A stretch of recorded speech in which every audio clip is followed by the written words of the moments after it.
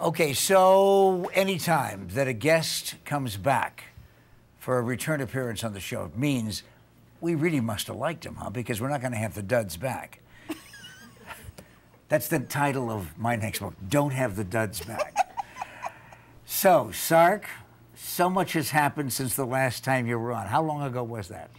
I think it was it last year or 2 years ago? Yeah, let's split the difference and say a year and a half. But I remembered you, and I remembered you not only because of the fact that you are, like Madonna and Cher, one of those single-name superstars.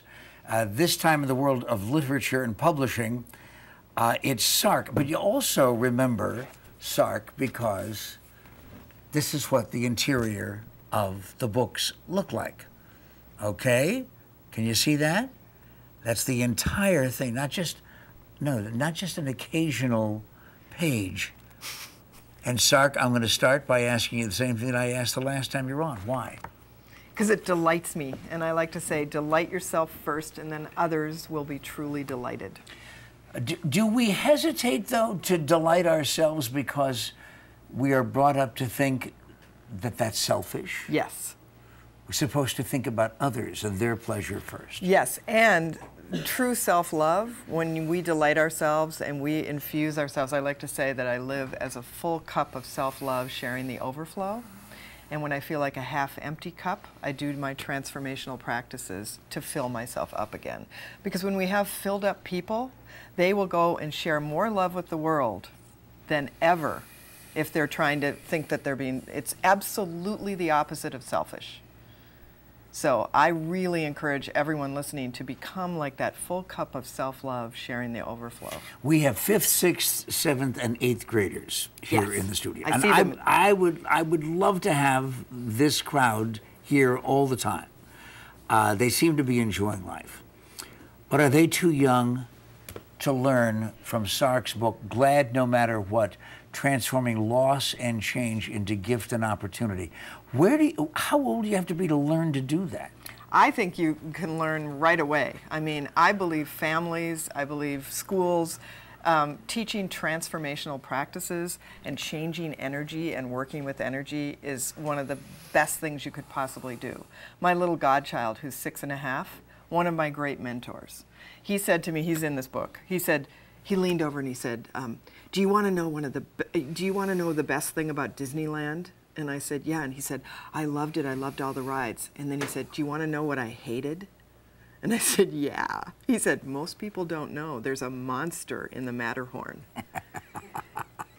But I loved his blend. You know, we're not meant to live. People say, oh, glad no matter what. Let's be sure to say this. This is not about being glad when you're not. How annoying. And sharing with you that special secret about the monster in the Matterhorn, right?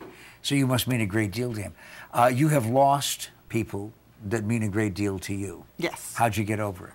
Well, you don't get over it. I think you weave into it. I think the death of my mother, my cat, the end of a romantic relationship, that's why I wrote this book, because I wanted to show the transformational practices that I've invented. You know, everything I write, Pat, I teach and practice. Everything I teach, I practice myself. So all the practices and processes that are in this book come from my own life experiences. So my magnificent mother inspired so much, my cat, but you know, it's not just loss through death. You know, it's loss of dreams, it's loss of circumstances, loss of money. What about loss of a body part? I have a co-host who has been extremely public over the past several weeks, over the past couple of months, in fact, about her loss, double mastectomy.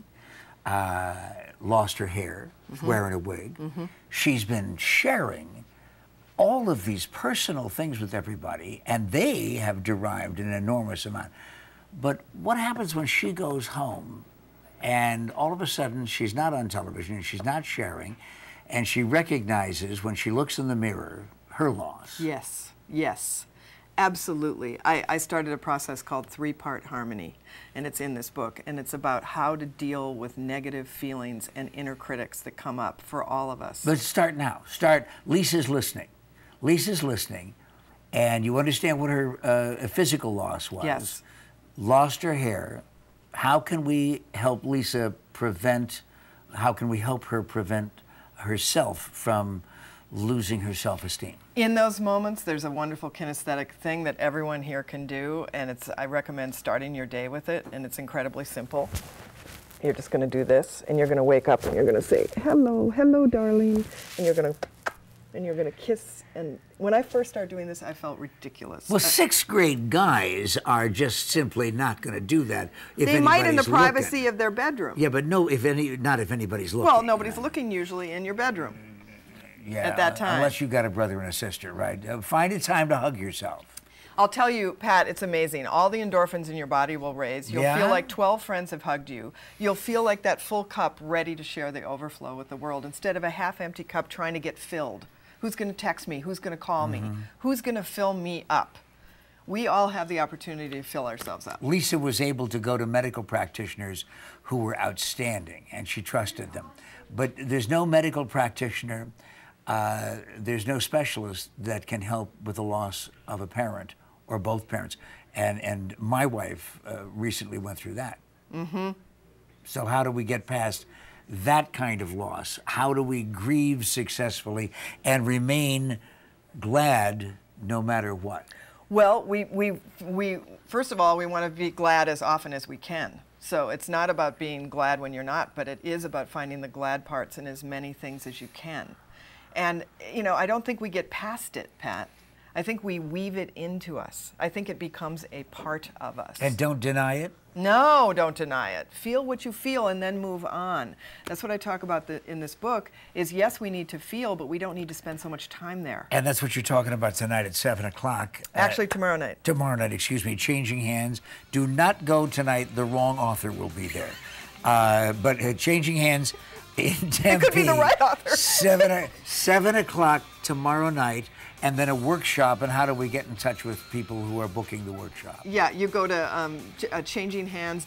You go to Changing Hands Bookstore website, and then this weekend I'm teaching at celebrateyourlife.org all weekend, Saturday, Sunday, and Monday. Okay, and if you can't remember all of those things, just get in touch with us here at KAZT-TV.com. You're going to come back again, see us? I will love to, Pat. That makes me glad. All over. This is Pat McMahon.